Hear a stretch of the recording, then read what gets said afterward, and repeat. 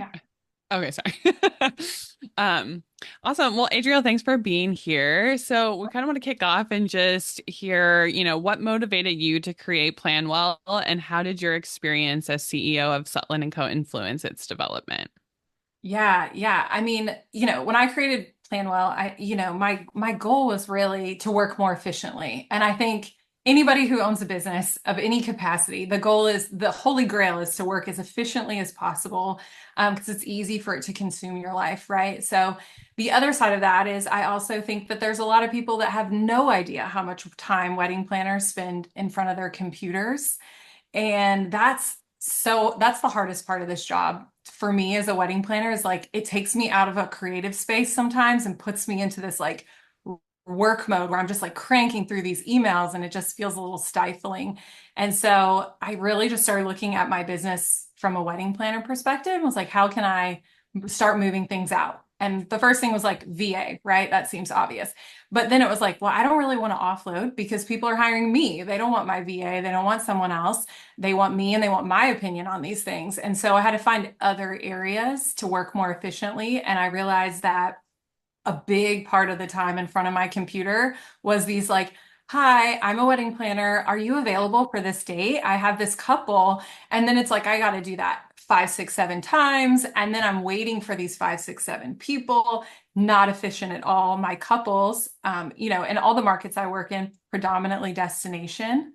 So I'm working in like Savannah, Georgia with people living on New York time and they want answers like yesterday. Hmm. And that doesn't necessarily happen where I am, right? So I'm telling them, hold on, hold on. And it was, I felt like making me look bad, making vendors look bad, but I knew they weren't always in front of their computers. So when I came up with Plan Well, it was like, how can I create something that's going to streamline the parts of my job that don't necessarily need my personal attention? And leave my time for those things. And then the other part of that was I love to network, but I'm also a mom.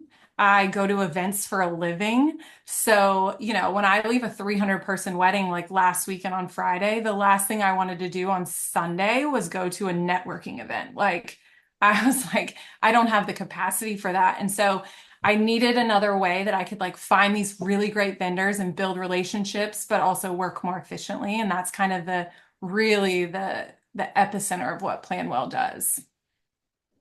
That's amazing. And how do the vendors find you in this platform, or how do you find them? Because you're saying this could be not necessarily replacing networking as a whole, but it's replacing a part of it. Like you said, if you're exhausted after the weekend but you still need to make some connections and you go to Plan Well, you're finding vendor availability, reading reviews. I'm guessing we can go deeper into what's on there, but how are they knowing to go there? Or are you inviting them after you've met them and said, hey, oh my God, you need to come and be on Plan Well. People will love you as a vendor. You need to show them your availability. Yeah, so there's a couple different ways. I mean, obviously, well, maybe not obviously, but I did wedding MBA. That was great. I mean, in one day we had like over 500 people join. Not a single person walked up to the booth and didn't sign up like on the spot. So that was super exciting. My life took a turn after wedding MBA and I had to deal with health stuff. And so that momentum got a little bit slower from coming out of wedding MBA, which was unfortunate. But, from there we started thinking like, okay, what are other ways that we can get this to people? And we thought about targeting certain cities or, and then I just felt like wedding planners, they're the ones that are doing all the matchmaking, right? Like we're the ones that know. I mean, I know the two of you know, like you're probably the go-to for everyone in your life when they're like, I need a food truck for this. I need and it's like it's not always about just the weddings you're planning, but it's building all those relationships. And so immediately when I came back from wedding MBA, we restructured the pricing and I was like, we're just going to make it free forever for all wedding planners. Like this is a free resource because all the other professionals in the wedding world, they want to work with wedding planners. I've never met a wedding vendor that's like, I prefer a wedding that doesn't have someone in charge. It's just not a thing because it becomes them, right? And that's not their job. So, we started really pushing this more to like, hey, as a wedding planner, like tell the people that you love to work with, get on this platform. Because if you leave a great review for a DJ as a wedding planner, and another wedding planner in a neighboring market is coming into your city to work, and they see repeated great reviews from other planners, it's a no-brainer, right? And I think that's really kind of how it spiders out into these different cities and to different people. But we also do wedding shows, conventions, things like that. Okay, smart. Yeah, that's great to have your not all your eggs in one basket and Sure. sourcing people from all over. So, Mhm. okay, so it's clear we can say Plann Well is in fact like a vendor database of Mhm. sorts. And Sure. with that in mind, I guess what are some of the challenges that you're aiming to address specifically for event planners and maybe other vendors, but you're saying this is in fact a great tool for wedding planners because we're the ones matchmaking, we're the ones trying to find availability and wasting, and one of the challenges is wasting a lot of time going Mhm. back and forth with these vendors. So would you say that was kind of the main pain point, or maybe as you were developing the website there's more stuff that you realize, oh my gosh, this helps, this solves this problem, this does that? Yeah. Yeah. So when I started it, it was literally just that. Like I just need to save time and work more efficiently. Almost a selfish need, but I knew it was universal across wedding planners. But as we started building it, I started realizing I also moved to a new market when after Plann Well launched. So I moved, from Nashville to Savannah, and I was restarting in a brand new market. So I was a little bitty fish in a relatively large pond here. And the other challenge I flagged right away was there are some incredible creatives who don't have marketing budgets for, super high SEO and some of these bigger platforms that are, I'm essentially sending a mortgage payment to every month to advertise with, you know? So especially when you're in 5 cities and you're branching out. So I also ran into this, like there are people that are hidden in the corners that can do incredible work for my clients at incredible prices, who also deserve to have wildly successful businesses, but maybe can't get there because they don't have the budget to do that outreach. And a lot of times people in this industry are, they have families, right? Like any professional, they have husbands or children or wives or, and it's like they can't be at every networking event handing business cards and trying to grow their business that way. It seems very dated to me, though helpful. I feel like you need other ways. So intentionally, when we created it and we shifted to the free model for wedding planners, we also very intentionally kept the price point really low from a membership perspective. So even the smallest of businesses with a small marketing budget can appear in search results next to somebody with a huge budget, and really get themselves to wherever they want to go with their business. And profitability has never been a priority for me and anything that I do. It's a great perk, but to me, Plann Well is more about bringing something to people that's helpful and less about, how high can I keep? I mean, we all know some of the platforms recently raised their prices. I'm sure you've seen that. And even that jump, which seems not that significant, has people in an absolute tailspin, which just shows how limited these small businesses are with their funds to put into getting their name out. And so that was kind of a secondary thing that came along as we were, fine tuning and building further. Mm-hmm.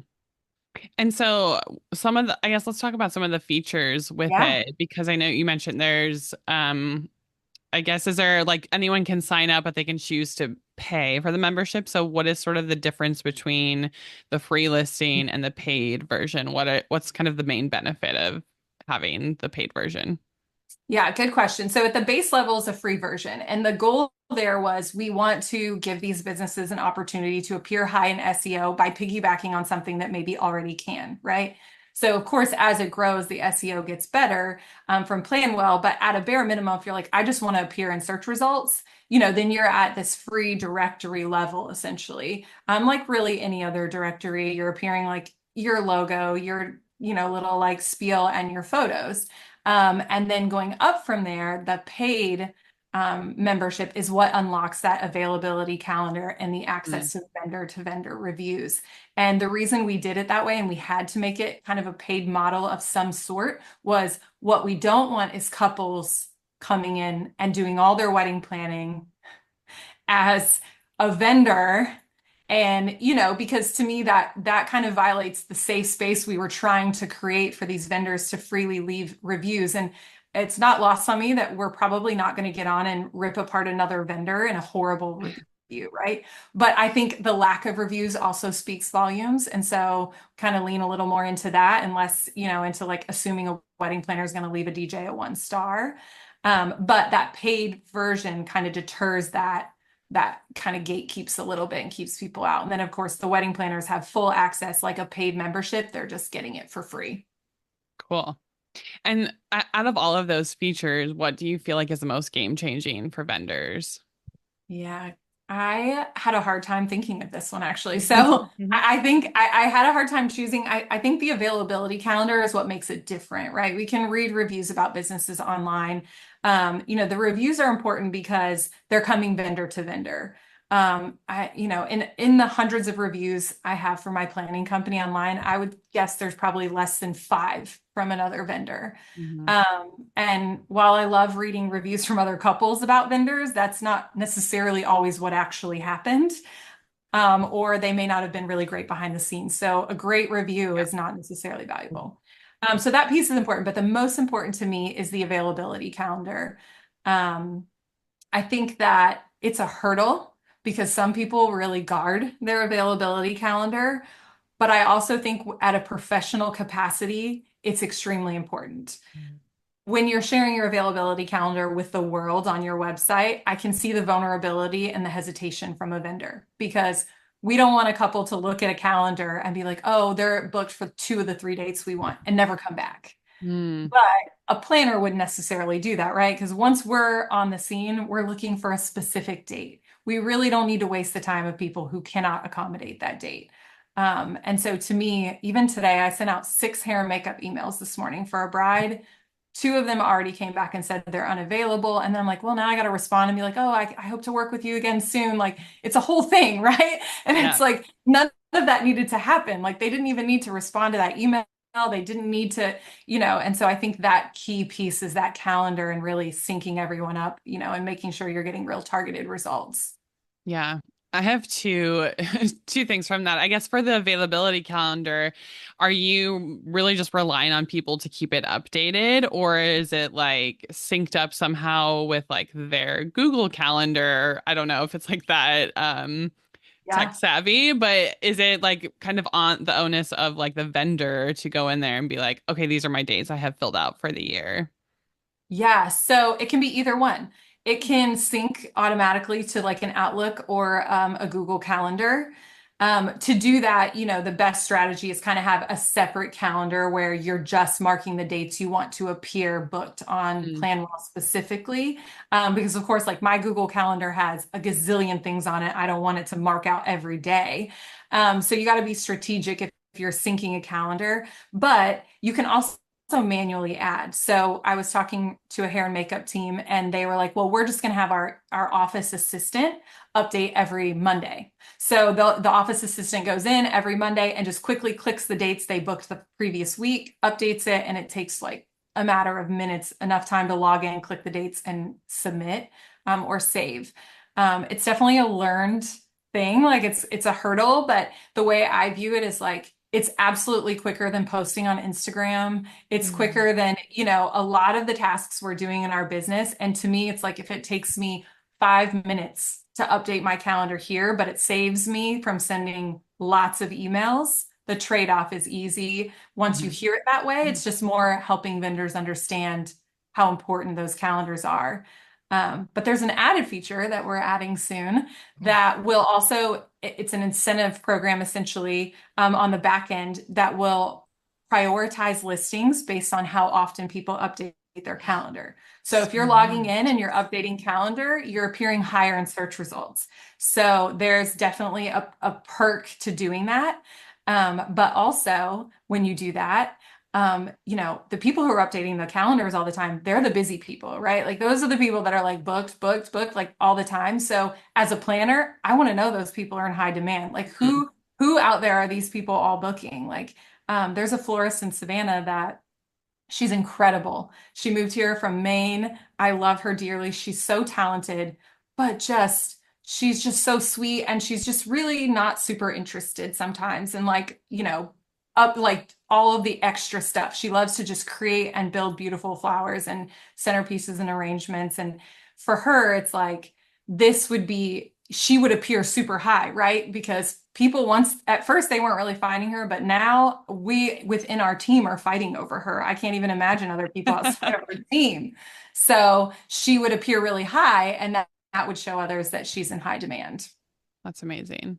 I love what you Yeah. said about the reviews. I never really thought about it that way, but like it's so true, right? Like a vendor to vendor review, because sometimes I think, like if I have communication with a DJ or whoever, photographer, and it's like a horrible communication leading up to the wedding, but they might always be wonderful to the client.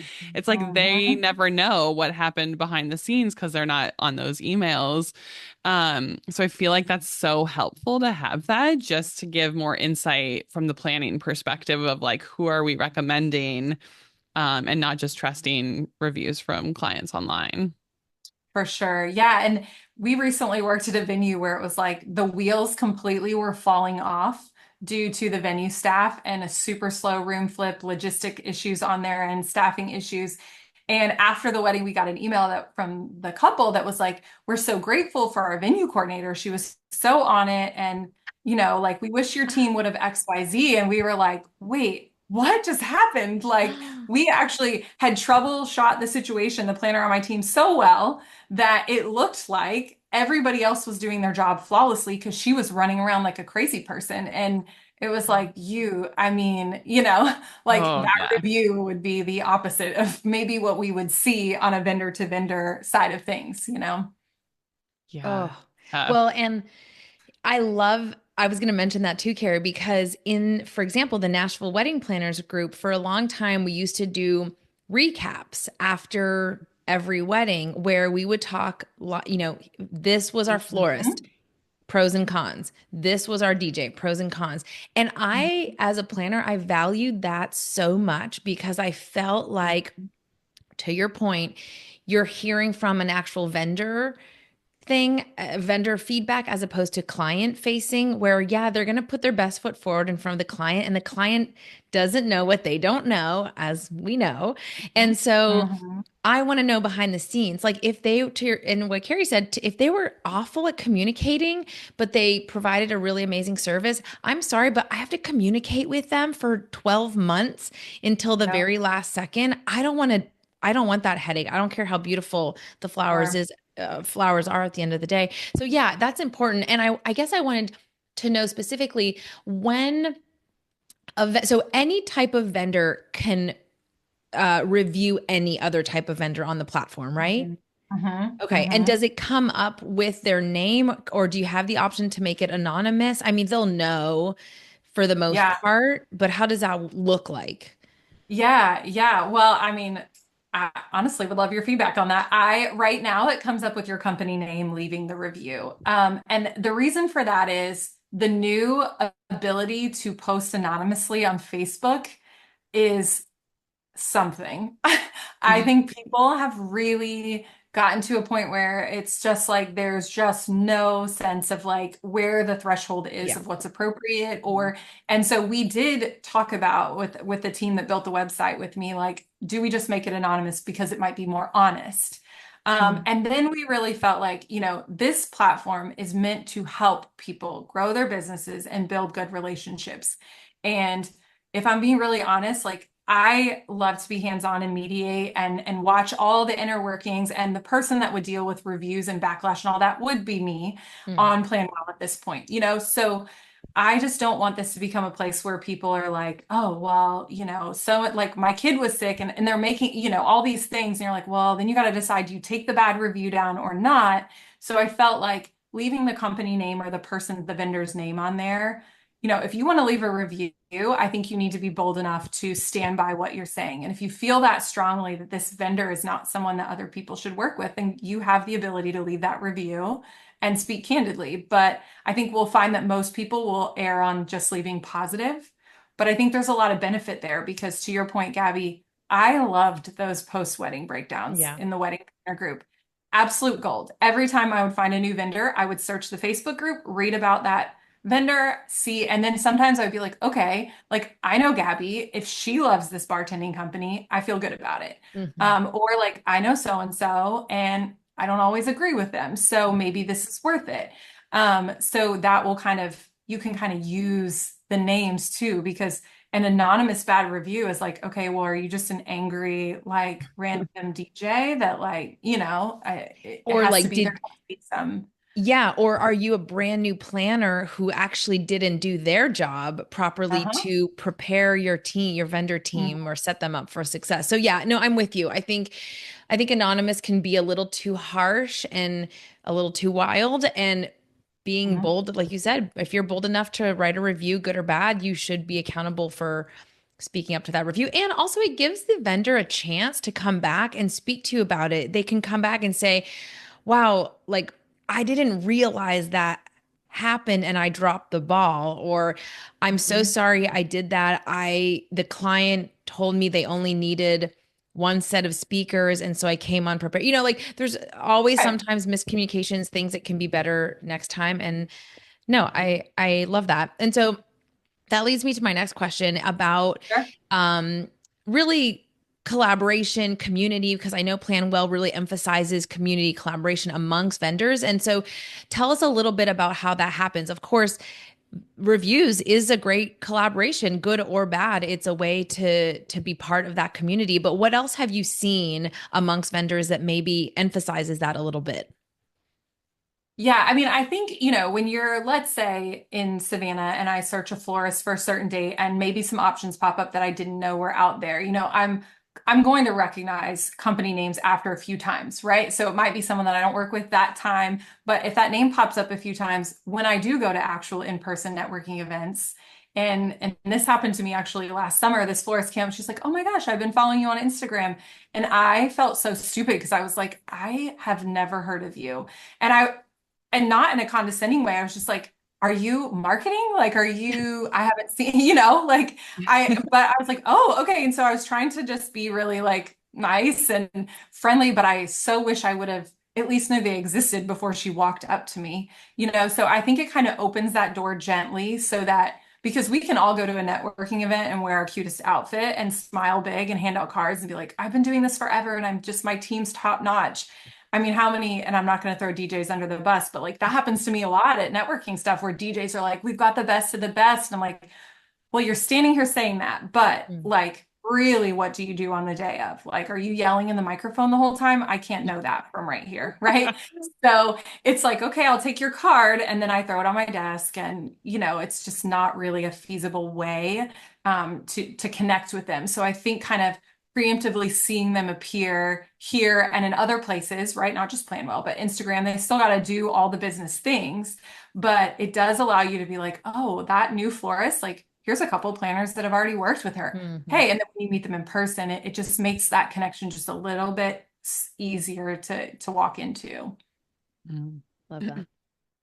So Yeah. for vendors to find each other, especially with more, large scale or complex events, how does Planwell like simplify that process? Yeah. So it can be a couple ways. With a wedding planner, we can just go in like, for our purposes, we can go in and say like florist in Nashville for November 15th, 2025. Search anyone who has that date open on their calendar pops up. They have a little spot they can do like a company description. They can upload pricing if they want to. In my opinion, it's a no-brainer. I understand why people don't put pricing on their websites necessarily or just put like a starting price for couples. But at the end of the day, like I'm a wedding planner, send me the PDF. I'll tell you if it's in budget or not, or I'll convince my couple why they need to increase their budget if I think they're a great fit. So remind me where we're going with this. How it Oh, like simplifies the vendor. simplifies. Yeah. So Yeah. sorry. I was like, no, So Okay. I'm they can, marking this down. yeah, they can get the availability calendar right away. They've got the pricing right away. They've got potential reviews. So now it's like when I reach out to this florist, I'm like, hey, I see you're available. Is that still the case? Just confirming, like you're within my couple's target budget range. Here's the details of their day. Is this something you're interested in? And that will take all of that front end back and forth out. Because the other thing is I tried to streamline on my own. So when I reach out to a florist the first time, I'm like, here's the date, here's the couple, here's the venue, here's everything they need. What do you think? That email takes me a long time to write for Yeah. them to come back and be like, no, sorry, we've been booked for that Yeah. date for 6 months. Like, okay. Mhm. And sure, I can copy and paste it to other florists, but then we see in Facebook groups where vendors are like, these wedding planners keep ghosting me. And then they're angry because we're not following up to say, sorry, my couple's not interested. So it just takes all of that out and makes it very like, hey, I'm here. I see you've got it open. Here's what my couple wants. What do you think? And then they can decide from there. Yeah. Uh, Because I'm always like, I'm not trying to ghost you. I just forgot I no, had emailed 6 florists and couldn't get back to right. you, you know? Right. Yeah. And sometimes I'm like, well, maybe my silence was like, hopefully they understand that like that meant we moved another way. But sometimes it's people I really love to work with. I'm like, I Yeah. don't mean to ghost you and I don't want to. And I know you're angry that I did. And I don't want to ruin our relationship because I Mhm. can't track 15 couples, 7 florist emails for each. And, who's responding, who's available. But the other side is we also know that not everyone uses a wedding planner. Mhm. Sad for us, but it's the truth. So, this also allows this to be vendor to vendor, right? So I just got an email the other day from a bride that was like, hey, my florist recommended you. And I mean, it was a date I had open, but it's like, I can see where, one of my couples went to an engagement shoot and they asked their photographer, what florist do you love? They just want to hear her opinion, which is Mhm. great. But she threw out 2 options, and my couple was like, we're so excited about these. We'd love to hear more about them. Both are booked. Like, we did not need to travel that road. So I wish that photographer would have known before she threw those options out, but how could she? Yeah. So this is a good way that she could have quickly done a search and been like, hey, these 3 look like they have your date open. What do you think? Because I was also going to ask, I mean, I know it's free for planners, but are you also seeing where like planners are being found via this way too, right? Because we're connecting with all the other vendors, right? Because we have the client, but are other planners maybe like, oh, I'm booked, finding other planners on Plann Well to recommend couples to? Yeah, they definitely can. And I mean, we run into that all the time, right? Where if I'm booked, I'm always responding no matter what city, like, hey, here's 3 other planners I think you'd really love, like based on the information you gave me. So it can absolutely work planner to planner. Because I've also sent planners to couples that are fully booked. I'm like, well, I'm sorry. None of my options were good options for you. Yeah. But, and then it's like, then I'm in this like, do I send them more? But no, because they're not even my client. I was doing it to be nice. So yeah, it can definitely be like a planner to planner thing as well, for sure. I feel like now when I'm going to reach out to vendors, if like I'm going to start with my like long email, here are the dates that I want, here's my list. And if they reply, no, we're booked, I'm like, well, you should put your listing on Plann Well and update your This would have been easy. availability. Like I feel like this is what we need to do for any planners that are listening to this, which this is geared towards wedding pros, but and other Yeah. vendors, planners, the listing is free. You should go and put your own availability and then encourage your all of these vendors. I mean, we're combined, just even the 3 of us for one wedding, we're probably reaching out to like 60 vendors. These people should all have a Yeah. listing on there with their availability. I mean, just that alone would save so much time. And Oh, to your gosh. point, would bring up when we're searching for vendors, would bring up a list of vendors that we're maybe not even thinking of. Because when I'm searching, I'm starting with Instagram and I go through and I'm like, okay, florist, Nashville. And I try to see who pops up because I need a visual of what their logo is to remember who they are. And that doesn't 100%. always work well for me. So having that database like as a nationwide and worldwide, is it, or like nationwide It right can now? be, yeah. It has the capability. I mean, it's only nationwide right now. And actually, there was a lady at Wedding MBA from Alaska that was like, I'm taking this to my networking group, like her kind of almost like a WIPA like sort of Yeah. networking group in Alaska. So it can go wherever, but obviously we've heavily focused on the US at this point. But in addition to that, just to sweeten it even more for wedding planners, after the first of the year, we're gonna do an affiliate program. So then it's like if you're a wedding planner and you're an affiliate, then there's this added bonus. Like now, not only are you getting the benefits in your business of just like functionality and efficiency, but there's an incentive to get all your favorite people on there and really get those vendor teams built up in that city Yeah. so that, everybody is just kind of interconnected And then the in-person networking stuff is still really amazing, but it's like this added bonus to see each other in person. Yeah, and you can actually maybe have normal conversations when you're at networking instead of just making it like who you are, what do you do?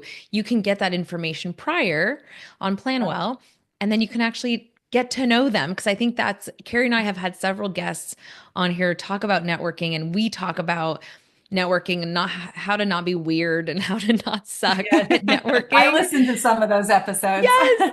And it's because it's hard. It's really hard. And so if we go into it with at least the base information of this vendor, we can maybe start asking them about like, oh, how's your home renovation going? Or, oh my gosh, did you ever go to this park over in your new neighborhood or whatever the case may be? Yeah. But I personally am craving real conversations again. And I'm really tired of the like, what do you do? Mm-hmm. And Yeah, it's yeah. awkward. And honestly, yeah. And being a wedding planner is really hard at networking events, not for us by any means, but it's like everybody kind of wants your attention, right? Because we're typically first stop for couples. So it's like, we're the ones that are getting like multiple reminders for these networking events because they're like, we need planners in here because that's who these people want to network with.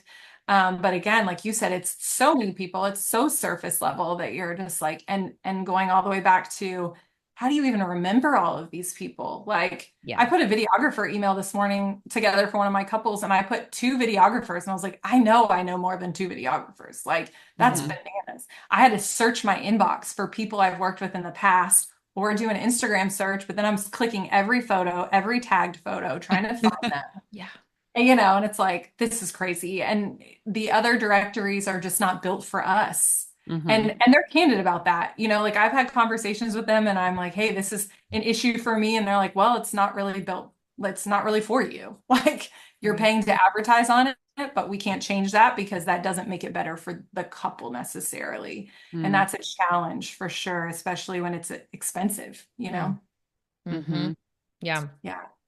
Well, And I know we talked about you. Well, you mentioned this a little bit earlier, but this is a really interesting platform for small businesses because it is giving them a chance to show up, giving them a little bit more visibility. So what are all kind of the ways that small businesses feel like they can be better seen in Plann Well? I know you said just really coming up in search is probably the biggest thing, right?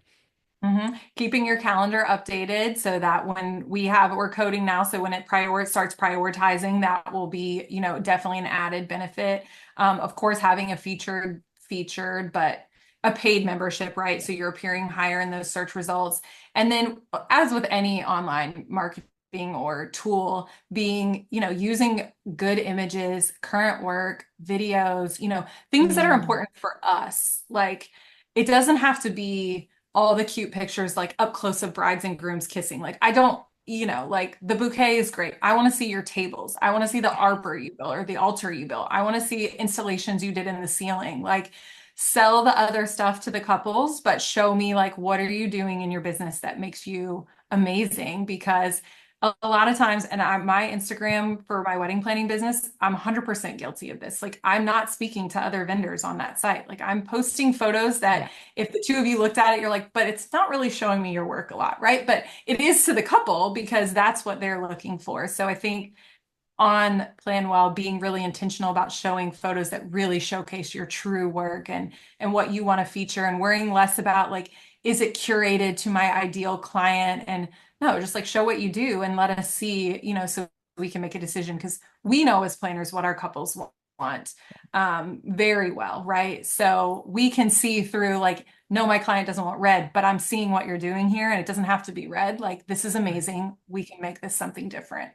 And I think that's super important. And again, like I hate to use the term safe space again, but it does just sort of feel like that. Like and we also have the team that built the site. They vet every person that signs up for Plann Well. So they go through and make sure that they are a legitimate business, that they have some sort of like online footprint. So whether that's social media, website, they sign up with a professional email address. And if they use a personal, I mean, obviously, if they use a professional, it's pretty quick and easy to check that. If they use a personal web address, then email address, we go through and make sure like this is not a couple pretending to be a photographer to access kind of back end features. Yeah. So we're vetting every single one. Just feel like that's so much work on the couple's end. Like I know. Like, I who know. has the time for that? I know, but you never know. So I know. I also wanted to make sure that, I would hope nobody would do that. But I think for me, that added blanket was more about the reassurance for the vendors, sure. It's but, smart. Yeah. Yeah. So, I mean, as we know, things within the wedding industry are always evolving and changing. I think we've witnessed this probably the most drastically in the last like 4 or 5 years with COVID and everything, just inflation. But how kind of as things evolve and change, how do you see Plann Well adapting to the needs of the industry kind of in the next couple years, 5 years? Yeah. I mean, I think that Plann Well is it's very complicated on the back end, the technology, but it's actually a pretty simple concept, right? And to me, when we built this, like I wanted it to be simple. I don't necessarily want it to be when the team was building the website, they're like, well, we can make it do this and it can send them messages and then they can choose to leave Plann Well in the conversation. I was like, no. I just want people to know what's available and then let them reach out to each other. Like I don't want to manage their conversations or anything like that. And I think for that reason, it can withstand the test of time because it is just truly that simple. It's like I explained it to people at Wedding MBA. It's kind of like where like Craigslist meets Google, sort of, and it's essentially a search engine. And what it needs to, what you do with it from there can change with technology and trends. But I think in the wedding industry, there will always be people who need wedding planners specifically, but there will always be people who need wedding vendors. I mean, I don't foresee a future in our lifetime or any near future at all where you can execute a wedding without the human element of people doing the work for you. And that's really what this is about, right? Is like getting these people that are entrepreneurs, small business owners, big business owners that are out there doing the work, like bringing them together. And that's always going to be the case. So I think, the trends and stuff don't worry me as much. And the girls on my team have minor freakouts, like an article will come out, like, is technology replacing wedding planners? Oh, no. Like, no. And will it pick up some of the jobs? Are there people now who are doing like, I'll plan your whole wedding virtually, or this website will help you track everything? Of course, but there will always be limitations because there is a personal element to this. Like there has to be someone saying like, your groomsmen don't need boutonnieres. Let's drop that. And like, let's do something different. Let's repurpose your ceremony flowers. Computers and stuff won't do that. So I think that this is something that can really, like stay as just a search engine, really. And honestly, like I feel just as the world is getting more digital, we are needing more, like what do they even say? We've never been so disconnected, no matter how of all these ways to be connected, we've never been so disconnected with people. And I find that to be true in just anything. I like going in person to see someone for a service, or I like talking. I mean, I don't love talking on the phone, but I do feel like my point gets across better by doing it on the phone than a quick email. So there's like, there is the need for that. And yeah, sure, we can get tips and tricks from ChatGPT on how to plan a wedding, but the actual person who will go and set up your decor or tell you what to do because there's a 15-minute delay with the ceremony, or just even tell you, I got you. Like, we've got this. We're here. Like, we are a security blanket for a lot of people. Sure. And I don't think that job is going to go away. It will fluctuate in needs, perhaps, and demand, but we're still very much in high demand. I think it's and I think that's true. Oh, go ahead. I was going to say, I think that's true with all vendors, right? Like, I can't see, I mean, I guess a photo booth can be self-sustaining, but like somebody always needs to serve the food. Somebody's going to have to cook the food. Somebody has to take these photos that can be keen on like emotions and read rooms. And that's what we do, right? We spend 9 hours, 10 hours of a wedding day reading the room, reading the people around us, like responding accordingly. And that's just, it just cannot go away. I think that, because our job, especially in the wedding industry, and especially people who work very independently, like planners and photographers, we are so isolated in our job that I find myself like volunteering myself to assist other wedding planners because I just want to see how they do it. Not because I want to copy their style or I want to steal their timeline or anything like that. I don't want or need any of that. I just want to be there and like see how they're interacting with their couples and to make sure I'm aligned, right? And so if there's other ways that we can just have some sort of connection, like even the little glimmer in my day where I'm like, oh my gosh, like look at that good review from Gabby. Like that's so cool. I'm going to reach out to that florist too. Like though that even feels like more of a connection than me just Googling and reading random people leaving reviews that I don't know, you know? And I think that's so important. But also we're seeing a trend in people, to your point, Gabby, craving that personal piece of things. Like people who are doing these like mandatory in-person jobs, like plumbers and electricians, like their pay is creeping up because people need them to do these jobs and technology just can't do it. Yeah. I think even I was going to say I saw something the other day, not wedding related, but she was basically debunking how AI lied about an answer, which he was like, I'm a scientist, and like, you know, kind of came back the second time and was like, that's not true. And was like, oh, you're right. It like AI corrected itself and was like, you're wrong. You're right. I misspoke. And she's like, it was just really telling of like how trusting we are of the initial response from AI, even if we know nothing about it. Right. So, Yeah. yes, you know, couples can use AI and help for planning their wedding, but like you said, it's like us reading the room on the day of and like setting things up and being able to speak to a situation that's only learned through experience, right? Not just Googling something online.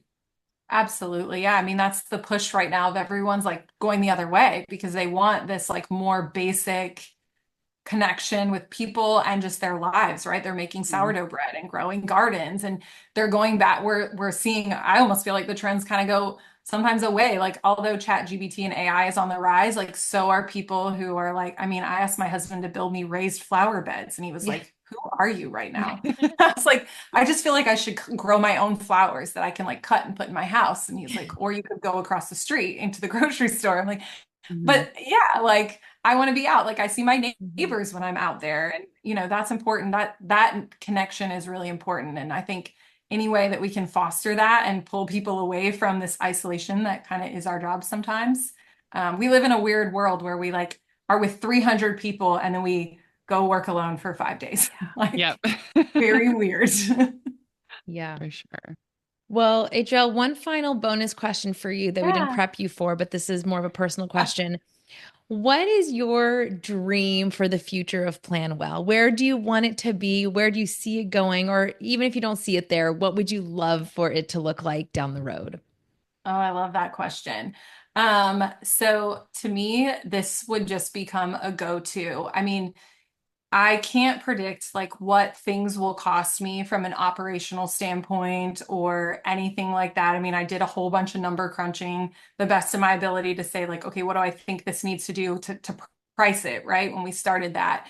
But in the perfect world, and my vision is like, I want it to just be rock steady for people. Like I want it to be as reliable as Google when I open my browser, but in a wedding way. Like obviously it wouldn't just pop up when you open your computer, but for wedding vendors, I want it to be like the default. Like I'm going to go there first. I'm going to find my vendors and then I'm going to do my job really well and I'm going to serve my people really well. And I think if we can do that in a way that we can keep it very manageable, regardless of people's marketing budgets and keep it very accessible, it's a very level playing field. And I mean, we all want that, right? Like I want my friends that own businesses to thrive. Like I want to do what I can to help them. And I think that if in a perfect world, if it can stay very cost effective and scale to the point where everybody can find a way to use it as like a search engine, that would be my kind of ultimate goal for sure. Love that. We're going to get there. Yeah. I'm going to go sign up after this. I literally pulled up the dashboard and I'm like, oh my God, I haven't updated this in so long. I need to do it now. And I need to see who's new on there too, that there's so many vendors that I probably haven't even seen on there yet. Yeah, yeah. Well, and I think that, I hate going to a wedding and people being like, "Oh my gosh, like the fall season, I'm just about to die. Like I'm so tired," you know? And it's like, man, like I don't know, like my team, I don't want them to feel burnt out. I don't want them to feel like they're drowning in work, like, and I know Gabby, but like when I got sick, it's like nothing mattered more than my time with the people I care about. And at that point, I realized like there has to be a way that I can do what I love to do. And then if I'm feeling that way, like I know everyone else is. Like if we're all standing at the back of a wedding and it's 9:40 and we're like looking at our watches, like, do not do another song. Like we have to go. And I always have to tell my team, like, this is their day. We cannot Yes. wish it away for them. We have to be here. If they want to go 15 minutes longer, they get 15 more minutes, right? Like, what's it really matter to us? But it's just like you can't help but feel that way when you're so burnt out. And so I think, getting that time back and being really intentional is really important to me. Yeah. This was such a good conversation. Adriel, how can listeners find the platform and get signed up? Yeah, so just planwell.com. So plan with two N's. And yeah, it's right on there, super user friendly. We try to keep the design very simple. There was a lot of talk about like scouting all these other wedding websites and directories and like how do we really snazz this up. And I was like, but I basic by design. So it's super simple. Like you're selecting your membership, and then it's back in just like a form, essentially plugging it in, type out your bio. It's not necessarily meant to be super glamorous because I don't need anyone to wow me with glamorous bios. I just need to know if you're available and if you're great. Yeah. Love that. Well, Yeah. Adriel, thank you for being here and chatting with us today. It's always a delight to have guests on and just have these conversations and hear more about other people's businesses. So thank you so Thanks much for for having being me. here. And Yeah. Jabbers, this is the final episode of season 1, and we're so grateful to have your support. So thank you for giving us the opportunity to talk to you, and happy holidays to everyone, and we'll see you in the new year. Bye.